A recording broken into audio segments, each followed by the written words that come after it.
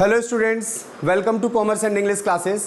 आज मैं आप लोगों को अकाउंटिंग इक्वेशन जो कि 11th क्लास का चैप्टर है उसका सेकंड क्वेश्चन कराने जा रहा हूं। आप इस क्वेश्चन को समझिए, आपको अकाउंटिंग इक्वेशन सॉल्व करना आ जाएगी। चलिए देखिए क्वेश्चन क्या कह रहा है। सबसे पहली बात मैं आपको एक चीज बता दूं कि अकाउंटिंग इक्वेशन करते समय जितने की हमारी असेट होती है उतने की हमारी क्या होती है, लायबिलिटी प्लस कैपिटल होती है। अब मान लीजिए असेट 100 रुपए की है तो लायबिलिटी प्लस कैपिटल मिलके दोनों कितने की होंगी, 100 रुपए की होंगी। जैसे मान लीजिए आपके ऊपर 0 लायबिलिटी है तो फिर कैपिटल कितने की होगी, 100 की होगी। और मान लीजिए 10 रुपए अगर आपकी लायबिलिटी है तो कैपिटल कितने की होगी, 90 की होगी, 90 की होगी। अब आप ये बताइए कि ये लायबिलिटी और कैपिटल मैं किसे बोल रहा हूं। तो लायबिलिटी जो है ये मेरे बिजनेस में बाहर के लोगों का कर्जा है, एक्सटर्नल फंड है। जब मैंने बाहर के लोगों से कोई पैसा या कर्जा उधार ले रखा होगा या कोई गुड्स परचेज कर रखा होगा, उसकी वजह से मेरे ऊपर बाहर के लोगों का कर्जा है। बैंक से लोन ले रखा हो सकता है। तो 10 रुपए का बाहर से ले रखा है और 90 रुपए मैंने ओनर ने खुद लगा रखे हैं।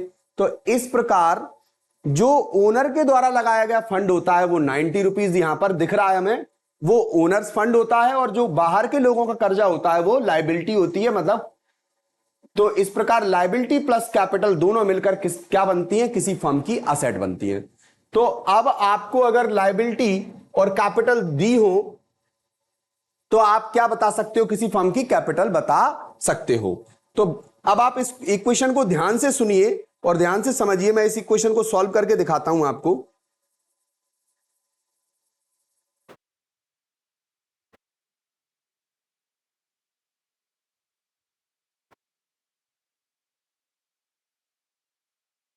देखिए, सबसे पहले कोई व्यक्ति आएगा तो बिजनेस स्टार्ट ही तो करेगा, बिल्कुल करेगा। जब वो बिजनेस स्टार्ट करेगा तो कुछ ना कुछ तो अपने घर से लेकर आएगा, या तो कैश लेकर आएगा या कोई वस्तु लेकर आएगा और या फिर बैंक से लोन लेकर आएगा। पर वो बिजनेस स्टार्ट करते समय कुछ ना कुछ इन्वेस्टमेंट जरूर करेगा। तो जब वो इन्वेस्टमेंट कर रहा है तो उस इन्वेस्टमेंट करते समय उसने क्या इन्वेस्ट किया है वो चीज हमें पता होगी। तो पता होगी, हम देखते हैं यहां पर commenced business with cash 1,20,000। Owner आया और उसने बोला कि मैं 1,20,000 रुपीज नगद लगाकर क्या कर रहा हूं, बिजनेस स्टार्ट कर रहा हूं। चलिए, तो बिजनेस में एक असेट आ गई होगी। कौन सी असेट आ गई होगी, कैश नाम की असेट आ गई।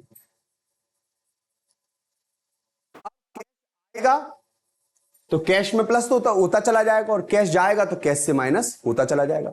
आज की डेट में ये जो बिजनेस का ओनर है वो घर गया होगा, घर से 1,20,000 रुपए उठाकर लाकर उसने बिजनेस में रख दिए होंगे। अब आज की डेट में बिजनेस में कितने रुपए नगद रखे हुए हैं, तो 1,20,000 रुपीज नगद रखे हैं। कितने रखे हैं, 1,20,000। कौन ने लगाए हैं ये पैसे, बैंक से लिए क्या पड़ोसी से मांगे हैं क्या, नहीं। किसके हैं, मालिक के खुद के हैं। तो खुद के हैं तो आपको पता है असेट और लायबिलिटी बराबर होती है। तो असेट तो हमारी 120 की हो गई, कैसा हमारे पास कितना पड़ा हुआ है 120 बिजनेस में। तो लायबिलिटी भी तो होगी, बाहर के लोगों की लायबिलिटी होगी या फिर इंटरनल लायबिलिटी होगी। तो इंटरनल लायबिलिटी मतलब कैपिटल का पैसा होगा, मालिक का पैसा होगा। कितनी लायबिलिटी हो गई, ये कैपिटल की। मैं यहां जिसको लिखूंगा उसका हेड देता चला जाऊंगा। अभी मैं कैपिटल का पैसा लिख रहा हूं, कितना, 1,20,000। लीजिए, आज मेरे पास असेट है 1,20,000 रुपए कैश में पड़े हैं बिजनेस में, और ये 1,20,000 लगाने वाला व्यक्ति कौन है, ओनर है। तो ओनर की लायबिलिटी भी है। फ्यूचर में ये पैसा अगर 1,20,000 रुपए मुझे वापस करना होगा तो मैं किसको वापस करूंगा, ओनर को ही तो करूंगा, क्योंकि उसी की तो लायबिलिटी है। अब ओनर क्यों लगाता है कोई कैपिटल, क्यों लगाता है कैपिटल, इसलिए लगाता है कि ताकि उसको बेनिफिट आ सके, प्रॉफिट आ सके। लेकिन प्रॉफिट तो आते ही आते हैं, प्रॉफिट के साथ साथ लॉसेस भी चले आते हैं और एक्सपेंसेस भी चले आते हैं। तो जो भी प्रॉफिट आएगा वो मालिक की इस कैपिटल को क्या कर देगा, रेज कर देगा, बढ़ा देगा। और कहीं कोई लॉस या एक्सपेंस आ गया तो वो इसकी कैपिटल को क्या कर देगा, माइनस कर देगा, कम कर देगा। तो यहां पर हमें यही देखना है इन इक्वेशंस में क्या क्या हुआ है, समझिए। सबसे पहले तो ओनर ने जब बिजनेस स्टार्ट कर लिया था तो अभी इसके ऊपर बाहर के किसी भी व्यक्ति का कर्जा नहीं है। लेकिन अचानक से हुआ क्या, हुआ ये कि जैसे ये बिजनेस स्टार्ट करने बैठा तो रेंट वाला आ गया कि भाई मेरे यहां अगर आप खोलना है बिजनेस तो आप एडवांस में रेंट दीजिए। हमने उठाकर एडवांस में रेंट पकड़ा दिया तो 1,000 रुपए चले गए होंगे या आ गए होंगे, तो पक्का 1,000 रुपए डिडक्ट हो गए होंगे। तो कैश डिडक्ट हो गया, कितने का कैश डिडक्ट हो गया? 1,000 रुपए का। आज कैश कितना रह गया होगा? 1,11,000 रह गया होगा। कितना रह गया होगा? 1,11,000 का जो है 1,19,000 सॉरी 1,19,000 का कैश रह गया होगा। कितना रह गया होगा? 1,19,000। क्योंकि 1,20,000 में से 1,000 माइनस करोगे तो कितना कैश रह जाएगा? 1,19,000 का कैश रह जाएगा। अब एक बात बताइए, 1,19,000 का अगर कैश रह गया होगा तो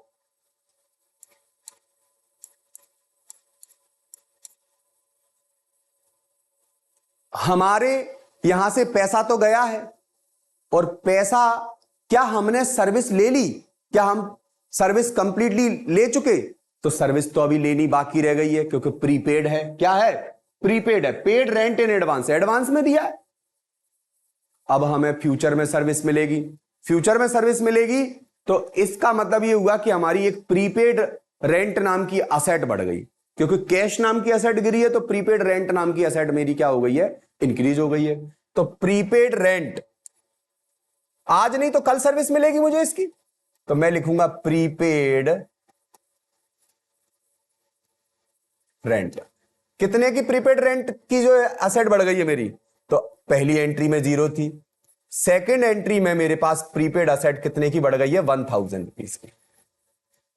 आज मेरे पास 1,000 रुपीज का जो है क्या है? प्रीपेड असेट है।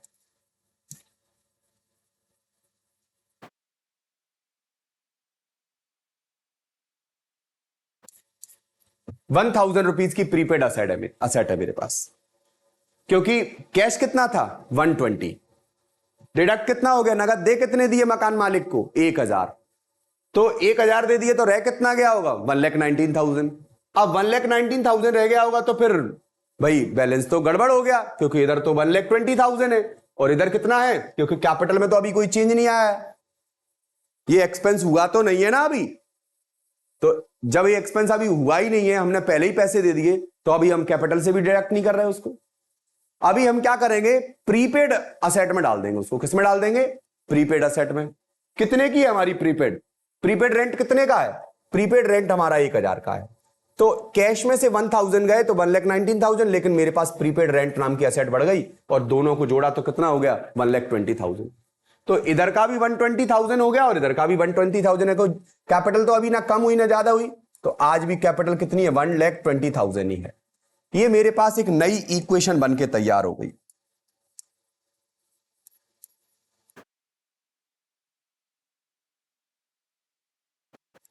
ये जो मेरी न्यू इक्वेशन है, अब मैं इसमें नई नई एंट्री भी जोड़ूंगा। न्यू कुछ एंट्री हो गई है। Goods purchase for cash 60,000। 60,000 का गुड्स खरीद लाए हम। बताइए कुछ गया होगा या नहीं गया होगा? कैश गया होगा, नगद खरीदा है तो कुछ आया भी तो होगा। हाँ, गुड्स आया है। क्या कोई प्रॉफिट या लॉस हुआ? अभी कोई प्रॉफिट और लॉस नहीं हुआ। एक असेट गई है और एक असेट आई है। कौन सी असेट गई है बताइए? तो गुड्स नाम की असेट आई है और कैश नाम की असेट गई है।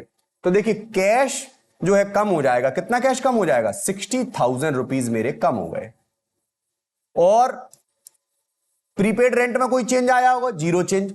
हाँ, लेकिन मेरे पास एक असेट बढ़ गई होगी। उस असेट का नाम क्या बता सकते हो आप? वो असेट है मेरा स्टॉक। स्टॉक नाम की असेट मेरे पास इंक्रीज हो गई होगी। शुरू में क्या था? स्टॉक 0 0 था ना शुरू में तो स्टॉक, लेकिन आज मेरे पास स्टॉक बढ़ गया है। कितने का स्टॉक बढ़ गया होगा? 60,000 का स्टॉक बढ़ गया है। 60,000 रुपए अगर गए हैं, ये 60,000 रुपए अगर चले गए हैं तो कोई बात नहीं। 60,000 रुपए जाने पर 60,000 का स्टॉक भी बढ़ गया। तो आज इधर कैश कम हो गया। कैश कितना कम हो गया? इतना 60,000 कम हो गया, तो 60,000 कम होने पर 59,000 का कैश अब मेरा रह गया होगा। अब प्रीपेड रेंट तो अभी भी है, क्योंकि खत्म थोड़ी हो गया। तो प्रीपेड रेंट अभी भी कितने का है, असेट हमारी कितने की है, 1000 की है, लेकिन स्टॉक मेरा कितना हो गया, 60,000 का हो गया। अब ओनर पर कोई इफेक्ट आया कैपिटल पर, जीरो इफेक्ट। आज भी ओनर की कैपिटल कितने की है, 1,20,000 रुपए। हमारे पास कैश कितना पड़ा है, 59,000। प्रीपेड रेंट कितना पड़ा है, 1,000। स्टॉक कितना पड़ा है, 60,000। और इन सबको जोड़ोगे तो कितना हो जाएगा, 1,20,000 हो जाएगा। अगली एंट्री देखते हैं, गुड्स परचेज ऑन क्रेडिट 40,000 है, क्रेडिट पर खरीदा है, नगद पैसे नहीं गए, नहीं गए। तो एक असेट आई तो है पर एक असेट गई नहीं है। इसका क्या मतलब है, किसी से आप सामान खरीद के लाए हो तो उसका पैसा नहीं दोगे, देंगे, लायबिलिटी है वो हमारी, आज नहीं देंगे तो कल देंगे। तो असेट आई है तो बाहर के व्यक्ति का कर्जा भी बढ़ गया है। किसका कर्जा बढ़ गया है, बाहर के व्यक्ति का, मतलब लायबिलिटी भी रेज हो गई है। अभी तक हमारे ऊपर केवल इंटरनल लायबिलिटी थी, अब हमारे ऊपर एक्सटर्नल लायबिलिटी होगी, बाहर का व्यक्ति भी आएगा मेरे पैसे दो। क्यों, क्योंकि मैं कुछ परचेज करके लाया हूं उससे। क्या परचेज करके लाया हूं, 40,000 का स्टॉक। वो हमसे कहेगा जरा अपना स्टॉक जाके चेक करो, हम कहेंगे हाँ चेक करते हैं अपना स्टॉक। जैसे ही स्टॉक चेक करेंगे तो स्टॉक कितने से रेज हो जाएगा, 40,000 से हो जाएगा। तो स्टॉक मेरा आज की डेट में कितने का हो जाएगा, 1 लाख का हो जाएगा। इसमें कोई चेंज, अभी प्रीपेड रेंट में जीरो चेंज, कैश में कोई चेंज, क्यों, कैश में भी जीरो चेंज है, क्योंकि कैश भी तो अभी गया नहीं है ना, उधारी तो खरीदा है हमने। तो कैश अभी भी 59,000 है और ये प्रीपेड रेंट अभी भी उतना ही है, लेकिन स्टॉक मेरे पास 1 लाख का हो गया। आप क्या सोच रहे हो, 40,000 देने नहीं पड़ेंगे, देने पड़ेंगे, कर्जा है हमारा, लिख दो लायबिलिटी साइड। लायबिलिटी साइड एक नया हेड बनाएंगे हम जो अब तक नहीं था। कौन सा हेड, क्रेडिटर वाला। जो भी क्रेडिटर्स हैं वो इसी में आएंगे। ये क्रेडिटर जिसका आज पैसा आज नहीं तो कल देना पड़ेगा, कितना रुपया देना पड़ेगा, जो भी आप गुड्स आप उससे खरीद के लाए, कितने का गुड्स लाए हो, पहले तो जीरो था, अब तक हमें कुछ नहीं देना था, जीरो था हमारे ऊपर कर्जा, जीरो था, जीरो था, लेकिन यहां जीरो था। जैसे ही हम यहां आए तो हमारे ऊपर बाहर के व्यक्ति का कर्जा बढ़ गया, कितना, 40,000 रुपए का। और 40 कैपिटल में कोई चेंज, अभी कैपिटल में जीरो चेंज है, कैपिटल में कोई चेंज नहीं है, क्योंकि एक असेट गई है, मतलब एक असेट आई है हमारे पास 40,000 की, तो लायबिलिटी भी साथ आई है। कौन सी लायबिलिटी, क्रेडिटर नाम की, जिसे हमें फ्यूचर में पेमेंट करना पड़ेगा। तो अब इक्वेशन जोड़ लेते हैं अपन इसको, ये तो जीरो चेंज है तो 1,20,000 ही है कैपिटल, लेकिन बाहर के व्यक्ति का कर्जा कितना हो गया है, 40,000 का हो गया है। अब आप देख पा रहे होगे 59,000 को 1,000 में जोड़ेंगे 60,000, 60,000 और 1,60,000 हो गए, इधर को भी जोड़ लो, ये भी 1,60,000 हो रहा है। अगली इक्वेशन देखते हैं, goods sold for purchase for cash costing 40,000 60,000 में, मतलब वैसे यही होता है बिजनेस में। हमने जो 40,000 का खरीदा था वही किसी को कितने में टिपा दिया, 60,000 में टिपा दिया। 20,000 का क्या आ गया, बेनिफिट आ गया। ओनर किसके लिए काम करता है, बेनिफिट के लिए। अब ओनर की कैपिटल प्लस होगी या माइनस होगी, आप बताइए। तो ओनर को प्रॉफिट आ रहा है, प्रॉफिट आया है तो उसकी कैपिटल में हम क्या कर देंगे, 20,000 रुपए ले जाकर प्लस कर देंगे। यहां पर हो क्या रहा है, हो ये रहा है कि गुड्स कितने का जाएगा, हम स्टॉक में से कितने का गुड्स उठा कर देंगे वो सामने वाले को, केवल 40,000 रुपए का, और वो पैसे कितने देकर जाएगा, 60,000 रुपए देकर जाएगा।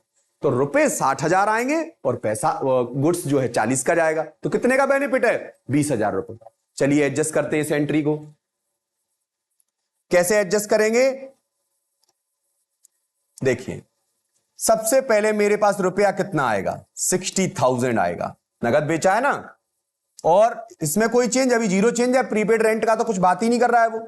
स्टॉक, हाँ स्टॉक जरूर कम हो जाएगा, कितने का स्टॉक कम हो जाएगा, 40,000 का स्टॉक कम हो जाएगा। अच्छा लगा होगा, गुड्स गया कितने का, 40 का, और पैसा आया कितना, 60। तो इस साइड असेट आपकी और ज्यादा बढ़ गई होगी, 20,000 से बिल्कुल बड़ी होगी, क्योंकि 40 से कम हुई है, 60 से बड़ी है, तो 20 से ज्यादा से बड़ी है ना, तो फिर 20,000 रुपए उस साइड भी हमें बढ़ाने पड़ेंगे। क्या हो रहा है यहां पर, हो ये रहा है कि हमें प्रॉफिट हो रहा है और मालिक की कैपिटल को क्या कर देंगे, अब रेस कर देंगे। कितने से रेस कर देंगे? चलिए मालिक को खुश करते हैं, ओनर से कहेंगे भाई ये पकड़िए 20,000 रुपए आपके बेनिफिट के। अब मालिक खुश है, अभी क्रेडिटर में कोई चेंज, इसका पैसा दिया नहीं है तब तक ये बना रहेगा हमारे ऊपर। हमारे ये हो गए, मालिक की कैपिटल हो गई 1,40,000। मालिक खुश है, 1,20 लगाए थे, 20 का प्रॉफिट आ गया, 40,000 हो गए, 1,40, और क्रेडिटर अभी 40,000 के ही है पूरे। यहां पर रुपया हो गया हमारे पास फिर से 1,19,000, क्योंकि 59 में 60 जोड़े तो 1,19,000 हो गए। और इधर इसमें तो कोई चेंज नहीं आया, तो ये तो जैसा का तैसा है, 1,000 का 1,000 है। हाँ, लेकिन 1,00,000 का गुड्स अब 40,000 का कम हो जाएगा, तो 1,00,000 में से 40 का कम हो जाएगा, तो अब एक गुड्स कितने का रह जाएगा? 60,000 का रह जाएगा। अब जब आप इस इक्वेशन को, ये कितना हो रहा है? ये हो रहा है 1,80,000, तो ये भी कितना होगा? 1,80,000 ही होगा। हर इक्वेशन अपने आप बराबर होती चली जाएगी, आप बस सिस्टमेटिकली चीजों को सेट करते चले जाइए। जैसे देखिए नेक्स्ट इक्वेशन में, पेड सैलरीज, सैलरी पे कर दी। सैलरी पे करोगे तो पैसा कम होगा कि ज्यादा होगा?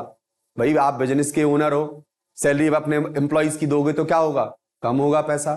तो कैश चला गया होगा, कितना कैश चला गया होगा? मैं देख लेता हूं कितना चला गया, 1,000 चला गया होगा। 1,000 का कैश गया है। भाई ये इनकम है कि एक्सपेंस है? एक्सपेंस है। कौन बियर करेगा? एक्सपेंसेस सारे कौन बियर करता है? भाई आपको पता है सारे एक्सपेंसेस और लॉसेस कौन बियर करता है? जो कैपिटल है वही बियर करेगा। तो कैपिटल में से पैसा अब क्या हो जाना चाहिए? मालिक की कैपिटल में से माइनस हो जाना चाहिए। तो मालिक की कैपिटल में से 1,000 रुपए हम उठाकर माइनस कर देंगे। लीजिए मालिक की कैपिटल से 1,000 डिडक्ट कर दिए। आज की डेट में मालिक की कैपिटल अब 1,40,000 नहीं, 1,39,000। और क्रेडिटर को कुछ दे दिया क्या? अभी कुछ नहीं दिया। क्रेडिटर जैसे के तैसे ये खून पीते रहेंगे, कहेंगे 40,000 मतलब 40,000, या 1,000 कम हो गए। प्रीपेड में कोई चेंज आया? Zero change. स्टॉक में कोई चेंज आया? Zero change. अब देखते हैं न्यू इक्वेशन बन जाएगी हमारी। मैं इनको न्यू इक्वेशन लिख देता हूं। ये भी हमारी न्यू इक्वेशन थी। इस लाइन के नीचे जब ऐड करके हम लिखते हैं या माइनस करके, तो वो न्यू इक्वेशन होती है हमारी। ये न्यू इक्वेशन है, यहां वाली ये न्यू इक्वेशन है, और यहां वाली ये न्यू इक्वेशन है। अब इसको एडजस्ट करेंगे तो 1,19,000 में से तो ये रह गए होंगे 1,18,000। ये तो प्रीपेड तो अभी भी 1,000 ही है, और ये अभी भी 60,000 ही है। हमारे पास न्यू इक्वेशन अरेंज हो गई।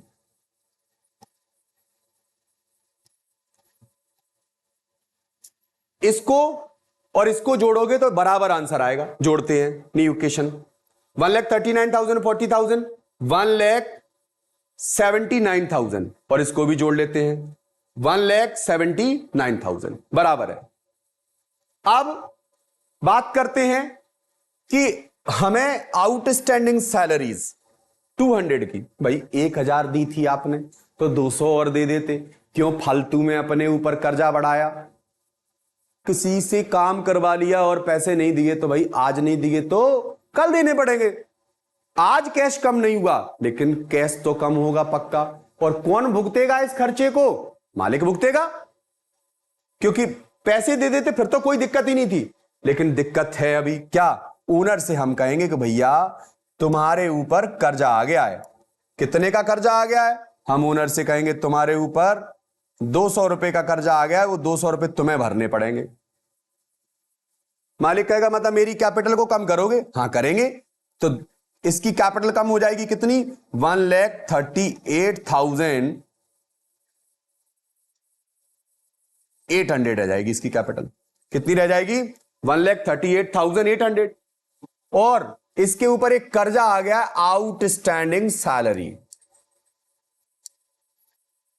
अब तक था क्या इसके ऊपर ये कर्जा? नहीं था, अब है ये कर्जा।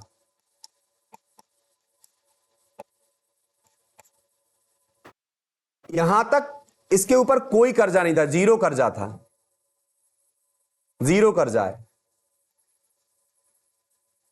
मतलब ये क्रेडिटर का कर्जा है, ये आउटस्टैंडिंग इंटरनल जो एम्प्लॉइज हैं उन्हीं का कर्जा बढ़ गया। ये बाहर से हमने माल खरीदा था, लेकिन है दोनों ये लाइबिलिटीज ही। मालिक का पैसा ही बस कैपिटल माना जाता, बाकी तो मालिक के अलावा और जो होंगे उन सब लाइबिलिटीज हैं।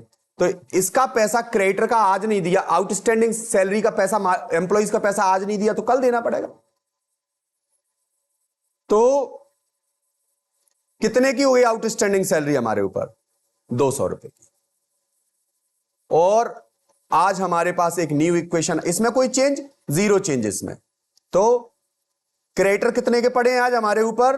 40,000 के। 40,000 के क्रेडिटर पड़े हुए हैं और 200 रुपए की मेरे ऊपर क्या बढ़ गई? आउटस्टैंडिंग सैलरी बढ़ गई। आज नहीं दिए तो कल देने पड़ेंगे। इधर कोई चेंज, इधर कोई चेंज नहीं है। देखिए इसमें जीरो चेंज है, इसमें जीरो चेंज है और इसमें जीरो चेंज है। तो ये जितना था उतना ही है, 1,18,000। ये भी जितना था उतना ही है प्रीपेड। अभी ना बेचा है ना खरीदा है गुड्स, तो वो तो वही रहेगा 60,000 ही। हां, अब आप देख लीजिए, ये हमारे सामने जो बन के आई है वो न्यू इक्वेशन बन के तैयार हो गई। इसको जोड़ते हैं हम और इसको जोड़ते हैं, बराबर आना चाहिए।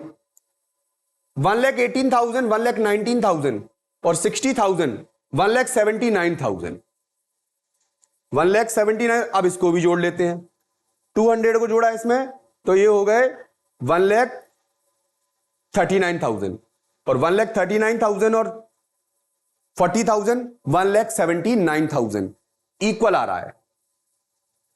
अब हम बात करते हैं, एक लास्ट इक्वेशन और बनाने को रह गई है कि scooter purchase for private use.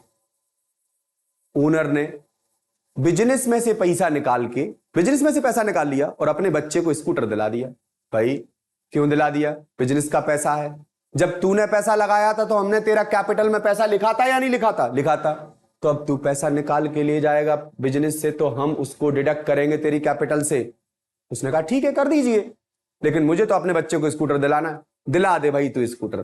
तो बिजनेस में से पैसा तो चला जाएगा। कितना पैसा चला जाएगा? 10,000 रुपए चले जाएंगे। जैसे ही बिजनेस से 10,000 रुपए जाएंगे तो बिजनेस के पास कैश रह जाएगा 1,08,000 रुपया, क्योंकि 1,18,000 था, 10,000 गया तो 1,08,000 रह गया।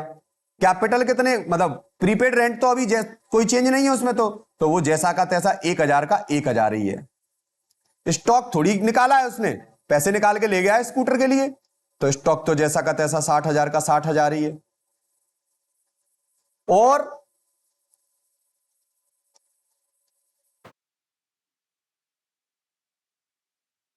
कैपिटल में कोई चेंज, ऑब्वियसली चेंज आया होगा। मालिक जब पैसा क्यों निकाल ले गया तो मालिक की कैपिटल से तो काटेंगे हम। लीजिए, मालिक से कह रहे हैं लो भाई 10,000 रुपए तुम्हारे अकाउंट से डिडक्ट कर दे रहे हैं। जैसे ही मालिक के अकाउंट से 10,000 रुपए डिडक्ट करेंगे तो आज की डेट में मालिक के कितने रुपए रह जाएंगे? 1,28,800 रुपीज रह जाएंगे। और मालिक का ऊपर से ये कर्जा कम हुआ या नहीं हुआ? नहीं हुआ, ये कर्जा अभी भी है इसके सिर पर। तो ये आज भी कितना है? 40,000 का 40,000 ही है। और आउटस्टैंडिंग वाले पे किए या नहीं किए? नहीं किए, वो जीरो है, जीरो एक्सचेंज है, जीरो चेंज है उसमें, तो आज भी 200 के हैं।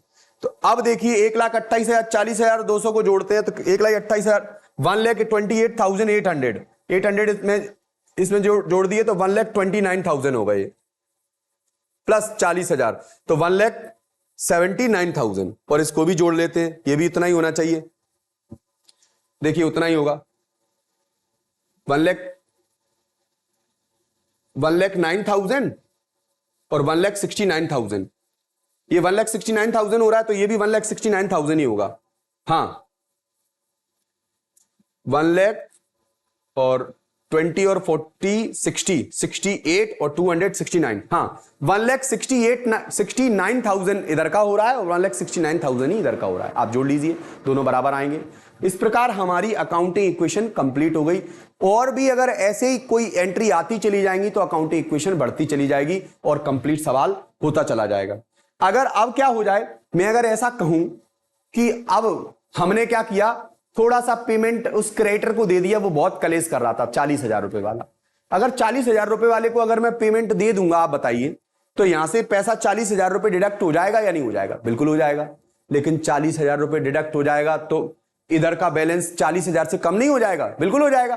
तो फिर मैं इधर भी पता है किसको जीरो कर दूंगा, यहां से भी 40,000 माइनस करके इसको क्रेडिटर को जीरो कर दूंगा। तो जब इधर से 40,000 का कर्जा कम हो जाएगा, इधर से 40,000 का कैश कम हो जाएगा, तो फिर से बैलेंस बराबर आ जाएगा।